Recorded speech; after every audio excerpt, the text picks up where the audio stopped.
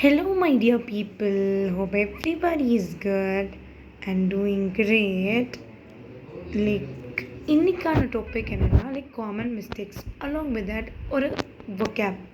Fine. So a new vocab I have brought you today. Carpe diem. அப்படின்னா என்னென்னா உங்களுக்கு இந்த மொமெண்ட் தான் true, living in the moment அப்படிங்கிற ஃப்ரேஸ் இங்கே எல்லாருமே கேள்விப்பட்டிருப்பீங்க. அதுதான் காமன்லி யூஸ்டு ஃப்ரேஸ்க்கும் கூட. ஸோ அதோட மீனிங் தான், அதுதான் carpe diem. Fine. So carpe diem is nothing but you only live once, YOLO, YOLO principle. ஸோ இந்த மாதிரி ஹேஷ்டேக் கார்பீடியம் இந்த வேர்ட்ஸ் எல்லாம் you can it's a cool slang term for telling I live in today's moment அந்த மாதிரி.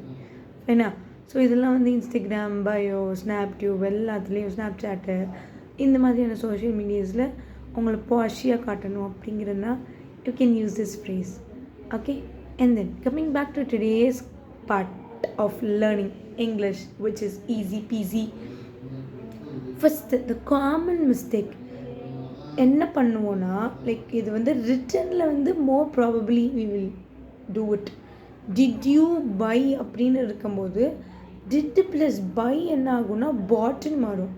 So நம்ம question கேட்கும்போது did you bought the book, did you bought these book அந்த மாதிரி கேட்கக்கூடாது. டிட் யூ கூட பி ஒன் வெர்பலிஸ்ட் ஒன் மட்டும்தான் வரணும். ஆன்சரில் வரும்போது தான் டிட் ப்ளஸ் பை சேர்ந்து பாட்னு மாறும். ஐ பாட் தீஸ் புக்ஸ். ஓகே, ஃபைனா? ஸோ இதே மாதிரி இதில் கிட்ஸ் என்ன மிஸ்டேக் பண்ணுவாங்கன்னா பைக்கு பதிலாக பைடுன்னு போடுவாங்க, BUYEDன்னு போடுவாங்க. That is not correct, that is incorrect. நிறைய அதுக்கு ED ஆட் பண்ணுவோம், but this is irregular verbs. Buy அப்படிங்கிறது இட்ஸ் எ இர்ரெகுலர் வேர்ப். அதோட V2 ஃபார்ம் பாட். பிரிங்குக்கு ப்ராட், பைக்கு பாட். ஃபைனா? So this is what the today's common mistake part 1 is all about. Did plus buyங்கிறது கொஸ்டினில் இருக்கும்போது ஆன்சரில் தான் V2 change ஆகுமே தவிர கொஸ்டினில் டிட் பக்கத்தில் V2 we should not use.